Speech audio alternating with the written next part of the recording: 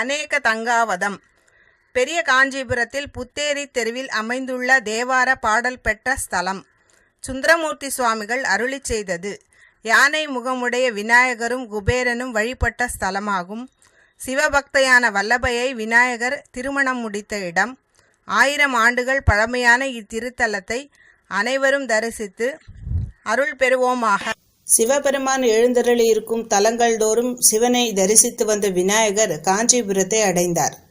காஞ்சியில் விருப்பத்துடன் எழுந்தருளுள்ள சிவனை கண்டு மகிழ்ந்து அவரை பக்தியுடன் வழிபட்டார்.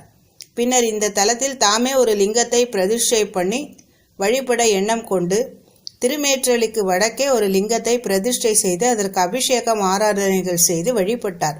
யானை முகமுடைய விநாயகரால் வழிபட்டதால் அப்பெருமான் அநேகபேஸ்வரர் என்று வழங்கப்பட்டார். விநாயகருடைய பூஜையால் மகிழ்ந்த ஈசன், நீ வேண்டுவது என்ன என்று கேட்டவுடன் நான் செய்ய வேண்டிய பணி என்ன என்று வினவின விநாயகரிடம் வேதங்கள் கூறும் தர்மத்தை நிலைநிறுத்தவும், தூய்மையானவர் தொடங்கும் காரியங்கள் தடையின்றி நடைபெறவும், துஷ்டர்கள் செய்யும் காரியங்களுக்கு இடையூறுகளை தோற்றுவித்து அவற்றை நிறைவேறாது செய்யவும் தேவர்களுடைய வேண்டுகோளுக்கிணங்க நீ தோன்றியுள்ளாய். ஆகவே தர்ம நெறியில் நடப்போருடைய காரியங்கள் இனிது முடியுமாறு அருள் புரிவாயாக என்று கூறினார்.